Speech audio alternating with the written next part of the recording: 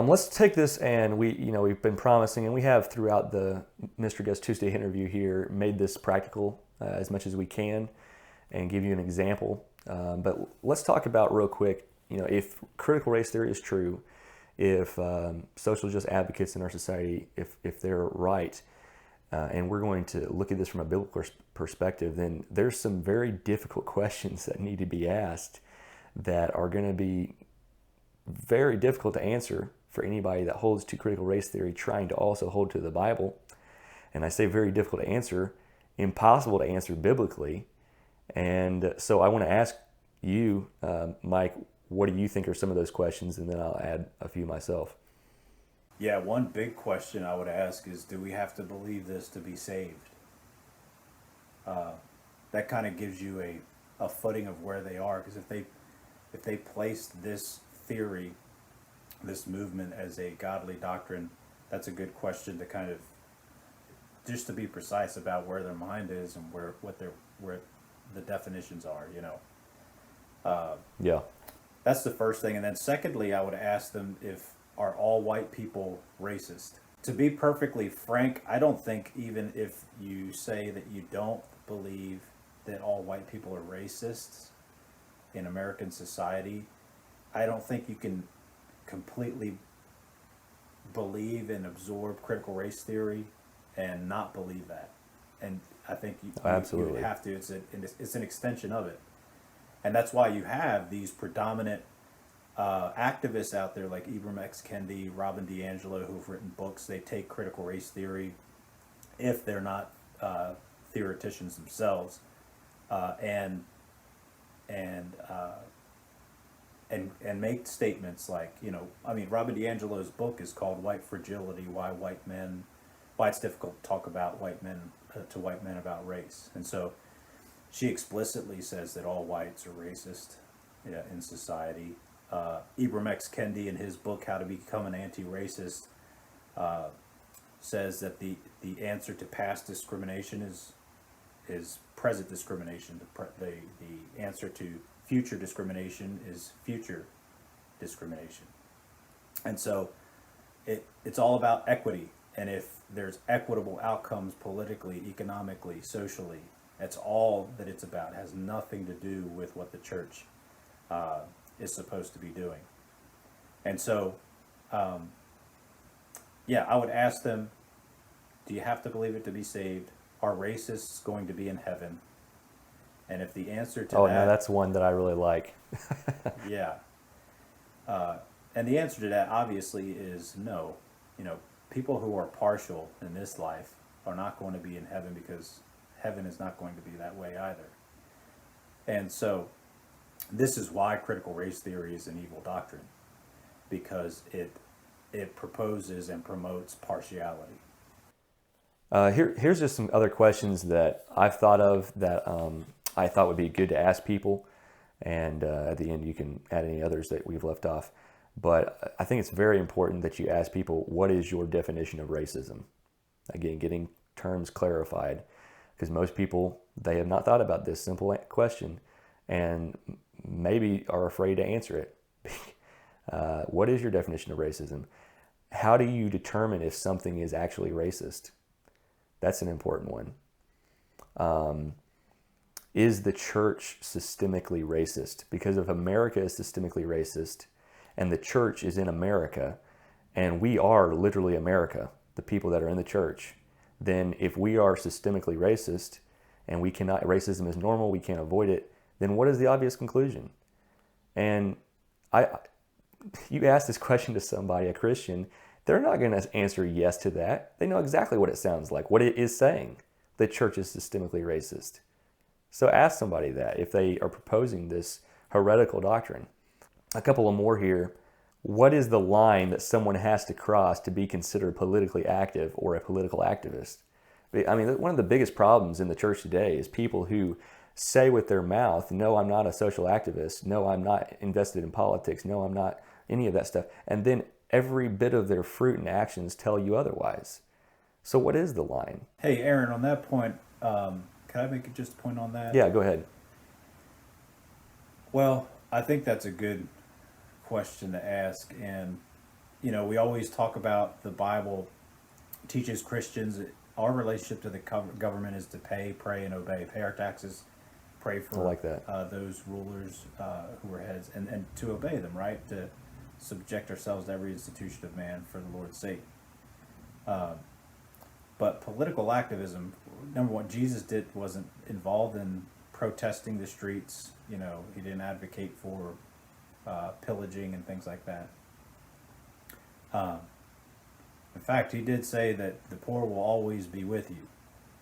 And so that kind of begs the question, though, well, what can a Christian do? Can Christians do anything? And I think, yes, we can. There's a lot that the church is responsible for. Yes. As we live out its mission to edify itself in love. We have widows in the church. They're orphans. And I know brethren who've adopted children. I know some widows who are being taken care of by their families. And even the widows that are being taken care of by the church, there are rules regarding that. And so the church has a lot to do to take care of itself. There's a lot of things we can do. But the Bible teaches us that we're to work with our hands so that we may have something for those to help those in times of need. So as opportunities present themselves, we can help people individually. The Good Samaritan, the passage says that, and it happened as they had opportunity, it came past a man, and so that's explicitly mentioned, So there are things that come up in life that we can extend grace to people and show our love for them. But political activism in the sense of revolutionizing, I don't even know if that's a word, but being a revolutionary against the government, speaking evil of dignities, speaking evil about the president, whether it's President Biden or President Trump, we should be praying for them. Which, by the way, the Bible teaches that we can pray for them that we may lead quiet and peaceable lives in all godliness. We can do more by praying than voting, and so the Bible teaches us to pray for our leaders, doesn't teach us to try to appoint leaders. So we were talking about the questions to be asked, and you mentioned, No, I'm glad you brought up that thing about what can members of the church do, because one of the things with critical race theory and advocates of it, it allows you to find all of this microaggression in our society and all of these so-called quote-unquote racist behaviors and tendencies, but there is no solution offered. And Christians need to know that they are the solution to personal situations that they come in contact with, and that are actual acts of partiality and so forth. Yeah, and I call it, what's going on just social re-engineering in society. And it started in academia and it's spreading everywhere, trying to get it in education, teach the kids and all of that. There's a tremendous, it's an all-consuming effort on the part of these activists, sociologists, and the people that are involved in these protests. It's all-consuming. And I can't imagine, I have my own, the Bible teaches us that we have our own battles from within, right? And if we can master that, that's work in and of itself. And then I think as we live our lives, and we can have influence in our families, or direct the people we work with, there's a lot there for us to do for the kingdom. And when we're focused on obsessing over race and politics and these types of things, these things don't help the church. They're a distraction.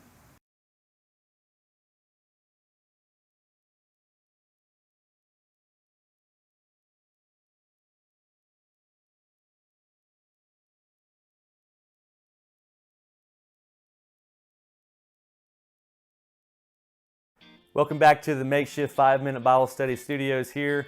I'm coming to you about a new 5-minute Bible study series that I think you'll be interested in. It's been quite a few months since I produced a series. Those are the ones that have several different lessons all in a row on the same issue. Last one was about reading the Bible with purpose, and this one is going to be about social justice, a Christian perspective. It'll be unique in a couple of ways. First of all, I've never made a Bible study series about a cultural issue in our society, but this one is a raging cultural issue at that. Besides that, this is completely authored by a contributing author, Mike Hernandez. And I believe Mike will be able to provide some good insight into this on the Christian perspective for several different reasons. He's an excellent Bible student. He has read quite a bit into critical race theory, the social justice movement in all of its different facets. And besides that, he is a minority. He's a Puerto Rican by nature, and so he can speak with a certain perspective that I cannot on the issue. And so I believe for several different reasons, he provides a lot of credibility toward this in giving us a proper and not only proper but biblical perspective on the issue. Are we supposed to be getting behind and rallying behind things such as Black Lives Matter or anything else that might be under that umbrella of a social justice? That's what we're going to be examining in this series. It'll be 6 lessons, and each lesson will be 5-minute read. You can either read the article as per usual, or you can listen to me narrate it. You may choose to read the article, but I will narrate each one so that if you're not a reader or you're going down the road and you just want to listen to it, just click the audio button. Mike is going to bring us some really hard-hitting articles starting today, so check 5minutebiblestudy.com for more information.